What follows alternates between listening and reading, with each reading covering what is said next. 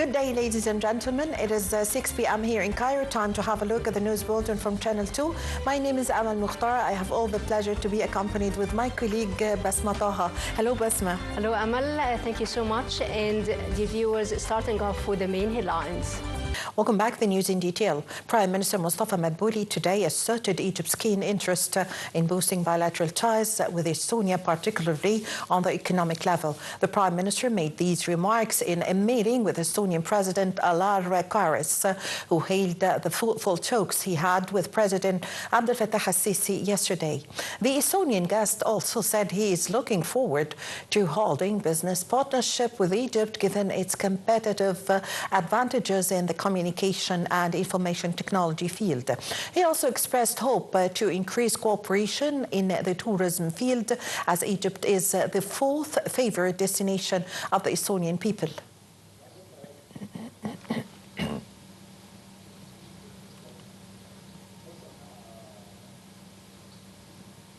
Minister of Foreign Affairs, Immigration and Egyptian expatriates Badr Abdelati hailed the distinguished ties by Egypt and Japan that reached the level of a strategic partnership.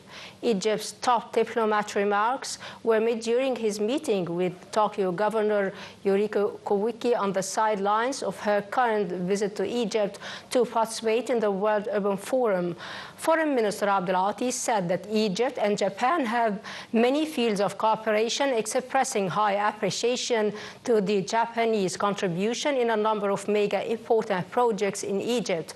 Abdelati also appreciated the role played by the Japanese companies working in Egypt, expressing keenness to increase the flow of Japanese investments into Egypt. Egypt have received today a large number of humanitarian and relief aid trucks at its Rafah border crossing ahead of sending them to fellow Palestinians in war-torn Gaza. Since the eruption of the genocide war in Gaza more than a year ago, Egypt has coordinated efforts with regional and international partners to ensure the continued provision of urgently needed food and medical aid, as well as fuel for Palestinians in the enclave. However, much of this aid is hindered at the Palestinian side of the border while checks are being conducted by Israeli occupation forces ahead of assessing the trucks into Gaza. Israeli occupation forces stepped up bombardment across the Gaza Strip today and ordered more evacuations, creating a fresh wave of displacement from northern Gaza, where Palestinians fear they will not be able to return. Palestinian medics said Israeli occupation fire had killed 6 in Jabalia, the largest of the enclave, 8 historic refugee camps, 4 in Beit Lahya, and 7 in Rafah in southern Gaza. Elsewhere, at least 10 had been killed and several others wounded in an Israeli occupation airstrike on a school housing displaced families in a refugee camp in Gaza City. More than 43,000 Palestinians have been.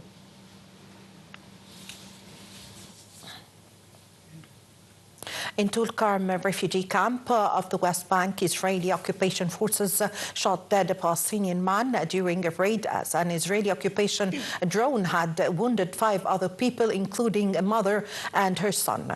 Violence has surged across the West Bank since the start of genocide war in Gaza more than a year ago.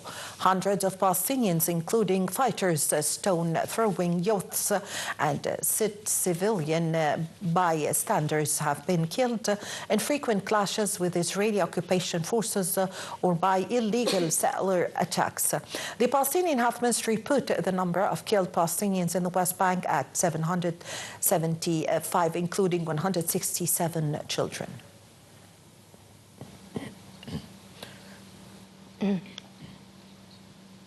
The head of the UN Refugee Agency, Philip Lazzarini, has urged the world nations to take action to prevent the Israeli occupation from implementing a ban on its operations in Gaza and the West Bank, warning it will have disastrous consequences for millions of people caught in the ongoing genocide war. Lazzarini told the United Nations General Assembly that the ban will collapse the UN humanitarian response in Gaza and education for 650,000 of boys and girls in the enclave and severely harm the lives of future of Palestinians. Meanwhile, President of the General Assembly, Philemon Yang, said that Israeli occupation ban constitutes an intolerable affront to the international law. He called on the occupation side to comply with its international legal obligations, the UN Charter and UN resolutions. The Lebanese army said today that 4 UN peacekeepers were wounded in an Israeli occupation airstrike in southern Lebanon that also killed 3 civilians. The army that the raid targeted Kor while it was passing through the checkpoint in Sidon, also injuring 3 soldiers. Also today, the Lebanese Health Ministry said 40 people had been killed in Israeli occupation strikes on the Bekaa Valley and the densely populated ancient city of Baalbek in East Lebanon, where Hezbollah holds sway. The Israeli occupation strikes after Lebanon's Hezbollah said it carried out a missile attack targeting a military base near the Israel's Ben Gurion International Airport. Hezbollah began low-intensity strikes on Israel last year in support of its Palestinian ally Hamas since the eruption of Gaza genocide war. U.S. President Joe Biden makes an address to the nation today, vowing a peaceful transfer of power to Donald Trump after his victory over Kamala Harris. Details follow. Donald Trump recaptured the White House with a sweeping victory on Wednesday, as tens of millions of Americans looked past his criminal charges and devised rhetoric to embrace a leader who, he carries out his campaign promises, will test the limits of presidential power. Trump, 78, clinched Tuesday's election after a polarizing and dizzying campaign marked by 2 attempts on his life and Kamala Harris' late entry into the race following President Joe Biden's surprise withdrawal. Trump's campaign said Biden called Trump to congratulate him and invite him to a meeting at the White House at an unspecified time. Democrat Kamala Harris conceded the election but urged her supporters to keep fighting for America's promise following her defeat to Republican Donald Trump. Trump's resounding victory underscored how disenchanted Americans have become with the economy, border security, and direction of the country and its culture. In a concession speech at her Alma Mater Howard University on Wednesday afternoon, Harris sought to console the voters who had hoped she would become the first woman to win the White House. Harris said she had called Trump to congratulate him and promised to aid his transition, but she was not prepared to embrace his vision for the country. At least 200 people gathered outside the Trump International Hotel and Tower in Chicago to protest his election. One banner at the front read, "Trump out," as demonstrators also called for an Israeli-Gaza incursion. Pictures on social media showed that the White House Biden was committed to a smooth transition between now and Trump's inauguration on January 20th. Ukrainian officials said today that it hit an energy facility in northern Ukraine during overnight drone strikes that injured at least 3 people across the country. Separately, Ukraine's air forces said it had downed 74 of 106 drones launched by Russia across the country, and another 25 were locationally lost, indicating they did not hit the target. Fragments from downed drones injured at least 2 people in the capital, Kyiv, and damaged 10 buildings.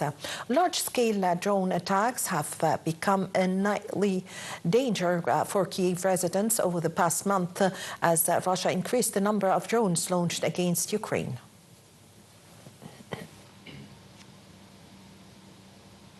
Spain announced today that 93 people are listed as missing after devastating floods ravaged the country southeast over a week ago, killing more than 200. The floods were the worst to hit Spain in a generation, with authorities reporting 219 dead, mostly in the Valencia region. Spain government has announced an aid package worth 10.6 billion euros to rebuild the devastated regions. Now with the economy news, as Egypt's bourse closed higher today amid purchases by foreign investors against sell-offs by local and Arab corporations. The market capital of listed companies reached £2 trillion at the end of transactions that stood at £6.4 billion. The benchmark index EGX 30 rose 0.58% above the 31,045 point mark. The equal weighted indices EGX 70 and EGX 100 rose 0.63% and 0.62% respectively. Chinese exports surged last month at their fastest pace in more than 2 years, easily topping forecasts and providing optimism about the economy as officials steel for a potential U.S. trade war after Donald Trump was re-elected president. Exports climbed 12.7% last month, well above the 5% forecast by analysts and far higher than the previous month. The world's second largest economy has struggled to achieve a full post-pandemic recovery with sluggish domestic consumption and a persistent debt crisis that's hammering growth.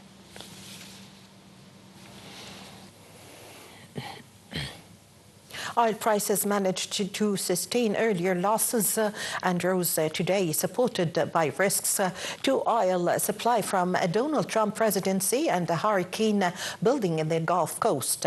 Brent crude oil futures rose 0.35% to $75.18 per barrel, and U.S. West Texas Intermediate crude gained 0.22% to $71.85. Cairo giants Al Ahly will go head-to-head with ZFC tonight at 10 p.m. Cairo local time in the second round of the Egyptian Premier League. The Red Devils seek to continue their winning streak after the remarkable victory over Ceramica Cleopatra 5-2 in their opening match. Al Ahly squad will miss Hamza Ala, Mohamed Hani, Karim Fouad, and Yasser Ibrahim.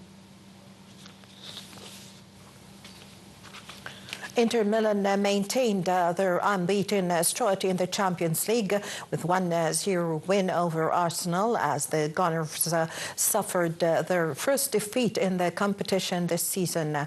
Inter scored a penalty in first half stoppage time after a handball from Arsenal defender. The Italian champions remain undefeated in the competition this season and sit fifth on 10 points at the midway point of the new league phase format. Arsenal, on the other hand, experienced defeat for the first time in Europe this season and lie in the 12th place with 7 points.